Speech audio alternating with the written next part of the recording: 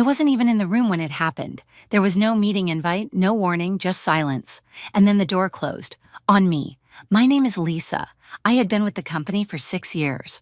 My title didn't carry the word executive, but my name appeared on every document that mattered, especially the ones heading toward Brussels. I didn't seek visibility. That was never my style. My job was about language, legal clarity, and knowing exactly when to speak and when to say nothing. For years, that worked. My desk was on the 6th floor, never too close to the center, but always close enough to be needed when it counted. The Europe expansion deal had been in negotiation for nearly 10 months. We were finalizing a long-term operations agreement with a major logistics conglomerate based in Belgium. The contract was worth $180 million over 5 years. And by every legal definition, I was the company's authorized signatory for all international trade documentation. Not because of seniority, but because I held the legal proxy granted by both our legal team and the Belgian Board for Language Compliance and Regulatory Consistency. That clause had taken 3 months to secure. But none of that seemed to matter that morning. I was on my way back from a short meeting with our legal advisor when I noticed the hush. The kind of awkward, pinched quiet that fills an office after something has happened, but no one knows who's allowed to talk about it. Emma, my direct supervisor, wasn't at her desk. The HR glass office door was closed. A new figure stood near the hallway coffee machine. Tall, square-shouldered, flipping casually through a stack of printed slides. I didn't recognize him, but I didn't slow down, not until I saw my name disappear from the calendar. It was small, a single deletion. The pre-approval check Lisa required had been scrubbed from the 11:30 contract briefing. My initials were gone from the final sign-off slot. I stared for a moment, thinking it was a mistake. I even refreshed the screen. That's when Emma stepped out of the conference room, pale and tight-lipped. She saw me, paused, then motioned gently toward the stairs. "Lisa, can we talk in private?" The words weren't unkind, but the tone, it wasn't her usual careful softness. It was stiff, controlled, like she'd rehearsed it. I followed her down the service stairwell, not the elevator. She kept her voice low, hands clasped. "I wanted you to hear it from me," she said. "There's been a change." "What kind of change?" "A leadership one. The board brought in a new CEO this morning. His name is Jonathan Rees. He's worked in manufacturing expansion. Europe, Asia, LATAM. Very aggressive, very fast." I waited. "He's reorganizing teams." I pushed back, "but he's replacing several department leads and, I said, "and he thinks your role can be absorbed by legal and operations." I blinked. "Absorbed," I repeated. "By whom?" He didn't name anyone. My mouth was suddenly dry. Not angry, not yet, just cold. "Did he read the contract?" I asked. Emma's silence was my answer. A moment later, she handed me a sealed envelope. Inside, termination letter, effective immediately, no cause stated, standard clause, 2-month severance, NDA, exit by end of day. I took it in both hands. There was no scene, no protest. I just looked at her and said, "You know I'm the only one who can sign that deal, right?" She nodded. "Yes." "And he doesn't?" "No." I tucked the envelope into my satchel and left the stairwell without another word. If you're still here, maybe listening during your break, maybe watching this unfold and thinking of your own office, I just have one ask. Tell me where you're watching from. This story is not about getting even. It's about letting silence finish the sentence. I wasn't always the one holding the pen. For a long time, I was just the one who checked spelling, cross-referenced clauses, and caught inconsistencies in translated annexes that no one else had the patience to look at. But little by little, I became something more. It started with an error, a minor one, a date mismatch between the English and Dutch versions of a regional transport clause. I flagged it before anyone else saw it. Then came a clause around port duties that would have cost us $250,000 in double taxation. I caught that too. No one said thank you, but they started CCing me on more drafts, then forwarding emails with questions, then scheduling calls, and not just with the in-house team, but with our EU-side counsel. I didn't ask for credit. I didn't need it. What I needed was access. Access gave me context. Context gave me leverage, and by the time the Brussels deal started gaining momentum, I already knew I was indispensable, not because of some ego trip, but because the deal's entire legal structure had quietly begun to rely on the workflows I'd built and the relationships I had maintained. I had studied EU legal harmonization for years. Trade compliance was not something you could automate or outsource without risk. The client's team trusted me, not just because I was fluent in Dutch and French, but because I understood their phrasing. When they said alignment, they meant protocol. When they said tolerance, they meant deviation margins. These weren't just translations, they were signals. When the cross-border contract draft reached its 6th iteration, our legal team approached me directly. "We want to formalize this," they said. "Your name needs to appear on the official signatory chain. They're asking for it." It was the first time I saw my name typed out next to the word authorized. I didn't frame it. I didn't even tell my parents. But I memorized the clause code, Article 7, 6.3, Counterparty Signature Dependency. That clause meant the final contract between us and the EU partner would not be enforceable unless signed by all designated parties, including me. It was a rare clause. Usually, signature delegation is shared, but in this case, because the communications, cultural protocol, and language formatting had been led by one individual, me, the Belgian side insisted on naming me directly. They said it was for clarity and continuity. I knew what it meant. For trust. Trust doesn't show up on quarterly reports, but it makes or breaks deals. The clause wasn't buried. It was right there on page 74 of the master agreement, second to last paragraph, right above the digital seal. I had signed that draft at 9:42 p.m. on a Thursday, alone in the office, fluorescent light buzzing overhead. The cleaning crew had already vacuumed half the floor. No applause, no speeches, just a signature and a soft exhale. It wasn't pride I felt. It was weight, like something had settled into place. And now, weeks later, a new CEO had walked in, skimmed a few slides, scanned a few spreadsheets, and decided I was unnecessary. He didn't even flip to page 74. I knew this because if he had, he would have understood. The moment I left, the contract lost its legal spine. And the board? The board hadn't realized it yet, but they would. There's a kind of silence that feels like surrender, and then there's the kind that sharpens. I didn't say a word when I packed up my desk.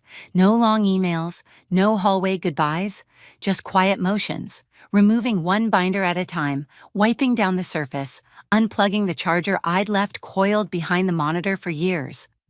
People stared, but no one asked. Emma lingered near the elevators like she might say something. I didn't stop. I didn't need comfort. I needed clarity. And clarity came the moment I walked through my front door. I set the termination letter on the table and opened the file cabinet I had kept at home, a narrow drawer filled with everything the company never thought to archive. Draft clauses, annotated translations, time-stamped emails with our EU legal partner, backup copies of signatory delegation memos, and most importantly, my own copy of the Brussels Master Contract.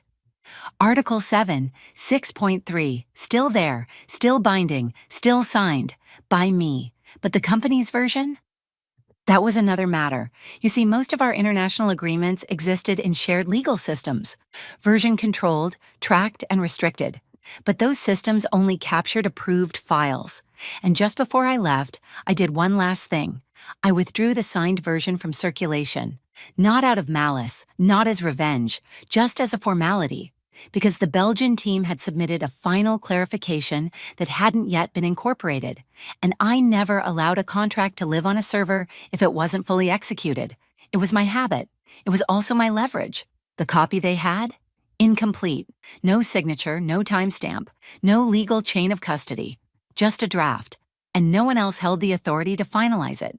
Not legal, not operations, not even the CEO. It wasn't sabotage, it was the inevitable result of erasing someone without checking what they were holding. The next morning I received a system notification, a simple sentence, dry, robotic. A request has been made to access the final signed contract for the Brussels deal. Requested by Jonathan Rees. I didn't approve it.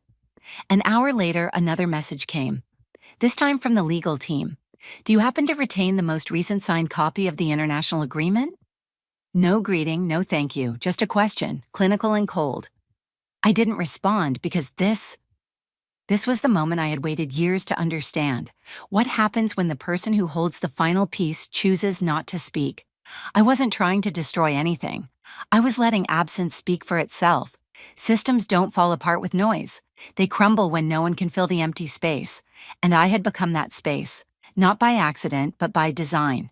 The new version showed up in my inbox on Thursday. No subject line, no sender note, just a file marked Brussels Final Streamlined.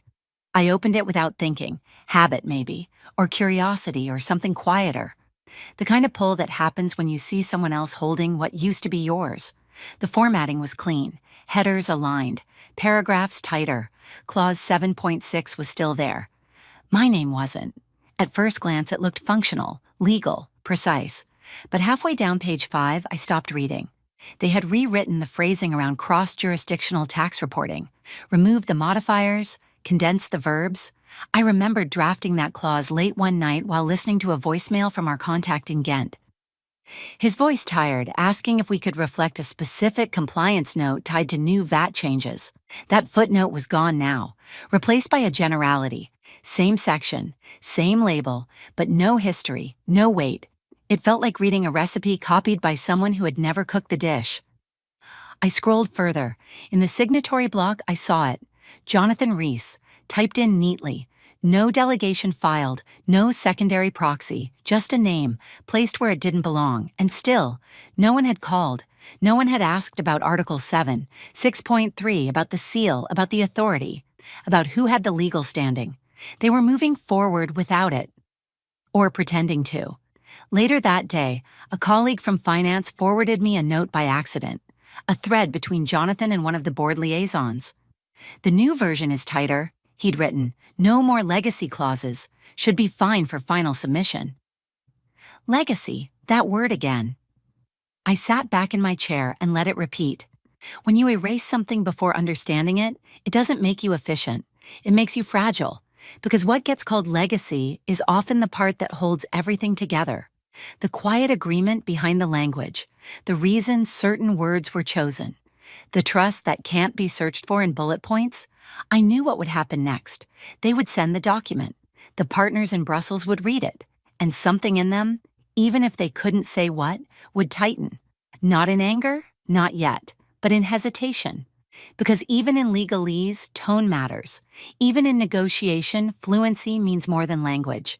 Even when everything is written correctly, something wrong can still bleed through.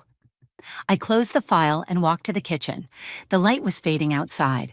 A neighbor's dog barked twice, then went quiet. I leaned against the counter, eyes closed, letting the stillness stretch. There's a moment, right before something cracks, when everything seems too quiet, not peaceful, not calm, just wrong, in a way you can't name yet. The contract looked right, but it didn't feel like mine. And for the first time since I walked out of that office, I knew they were about to feel it too. It didn't fall apart all at once. There were no angry emails, no slammed doors, no immediate refusals, just questions. They started arriving on Monday. Not from Jonathan, not from the board, from Brussels. The first came from our liaison at the European firm, a man I'd spoken with nearly every week for the past year.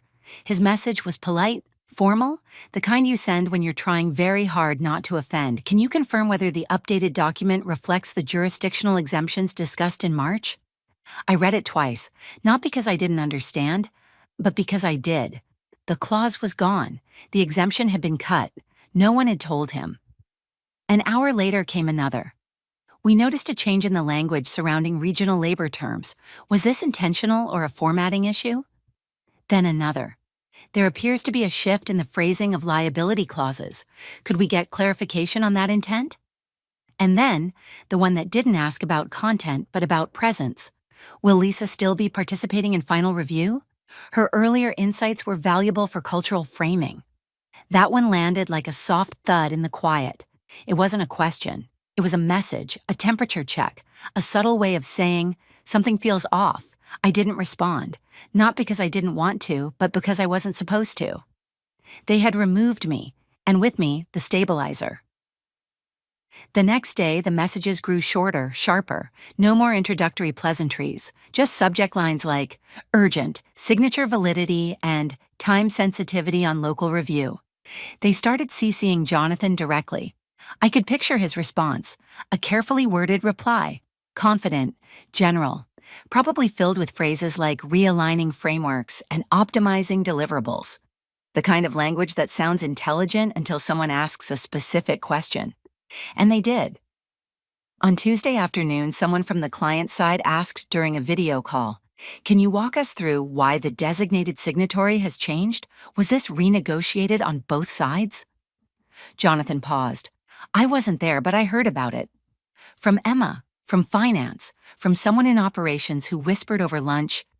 He said the change was procedural, but they didn't look convinced. Because it wasn't procedural, it was structural. My signature wasn't decoration. It was part of the deal's architecture, not just as a name, but as a bridge between cultures, systems, expectations. And now, with my name gone, the contract didn't feel anchored anymore. It felt hollow. You can't hear that in a PDF, but clients can feel it, especially the kind who build long-term deals on relationships, not just revenue. By Wednesday, a new thread appeared in my inbox, this time forwarded by mistake. Internal routing error maybe, or maybe not. The subject line read, "Concerns about tone drift in final document." Tone drift. I hadn't seen that phrase used since graduate school. It means the message is technically correct, but emotionally wrong. It means something underneath has shifted. The kind of shift you can't explain with red lines or formatting notes. I closed the message and stared at the wall. They were starting to feel it. Not fully, not consciously, but something subtle had gone missing, and the silence around it was getting heavier by the hour. Sometimes the first sign of collapse isn't a crash. It's a question that no one can answer cleanly. By Thursday morning, the questions had stopped, but the silence that followed was worse. It moved through the office slowly at first, like fog edging into corners. Meetings started late. Replies took longer. Conversations hung in the air a little too long, then trailed off into nothing. No one said it out loud, but something had shifted, and everyone could feel it. Jonathan walked the halls with more force in his step that week, as if movement could fill the gap. He shook hands harder, smiled wider, used phrases like business as usual and no disruption expected in every conversation that dared mention Brussels. But beneath that, the quiet kept growing. People noticed the delays, the approval that didn't arrive, the legal memo that came back with 3 paragraphs flagged in red and a handwritten note from the European partner. We'll need to revisit this with our original contact. Cultural framing was clearer before. No one knew who the original contact was supposed to be, or maybe they did, but saying it aloud would have meant admitting something had gone wrong. Emma began staying late. She wasn't on the deal team anymore, not officially, but she hovered, took calls she didn't need to take, sat in on video reviews with legal, nodding quietly as the partner on the other end asked about timelines, expectations, signatures.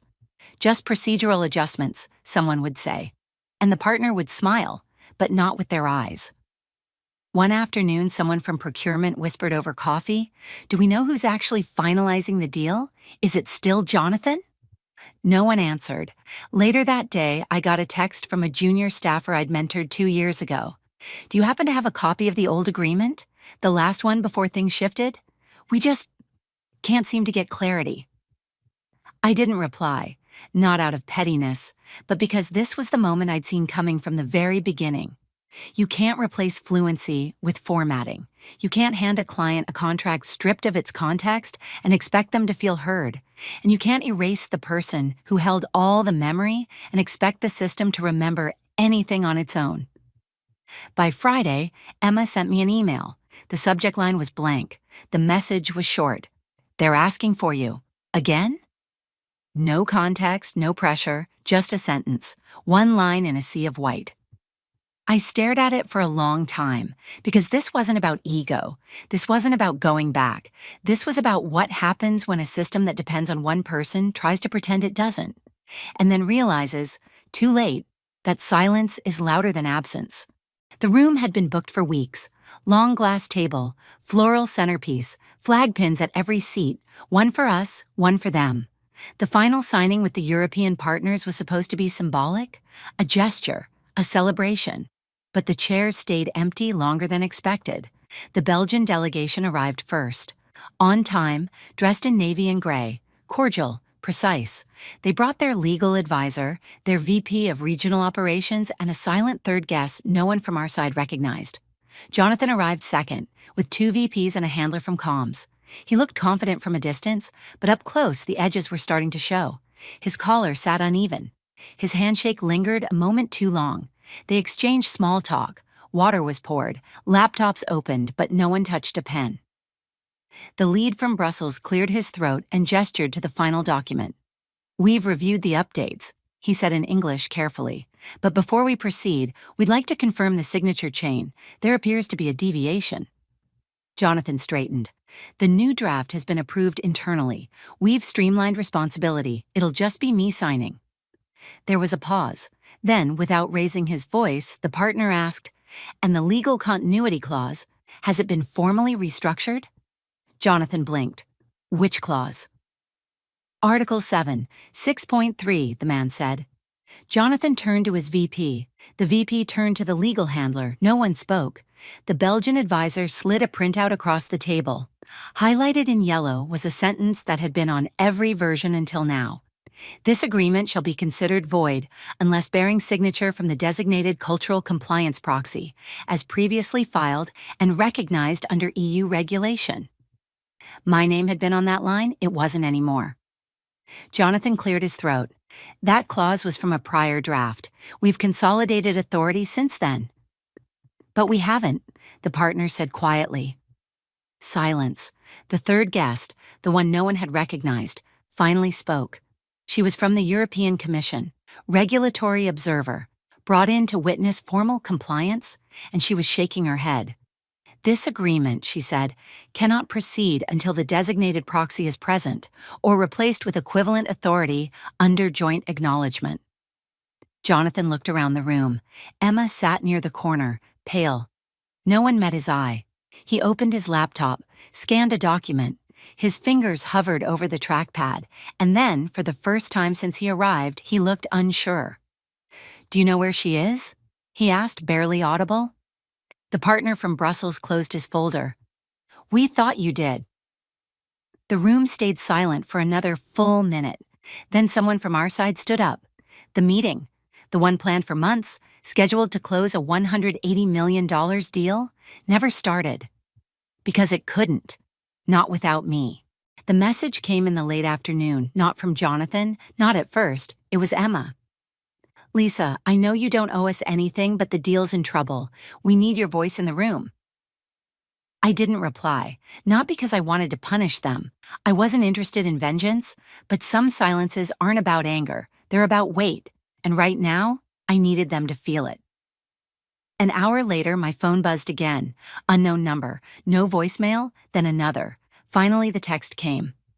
"Jonathan Rees, I'm reaching out to ask for your assistance. I recognize that certain aspects of the deal require your involvement. Would you be open to a conversation?" I stared at the screen for a long time.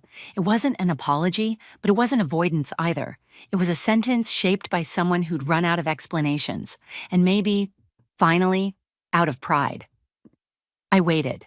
Across the city, in a conference room lined with empty coffee cups and abandoned folders, the team scrambled. Brussels had gone quiet. No new messages, no updated timeline, just an unsigned document sitting idle on a polished table no one wanted to touch. Word spread. Legal flagged the clause again. Compliance raised a red banner.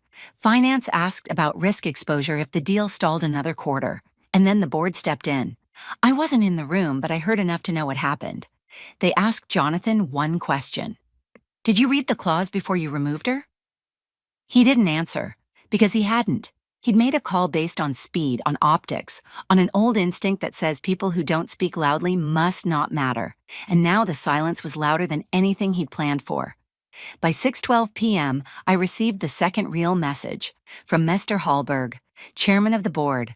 Subject, "Let's talk." The body was brief.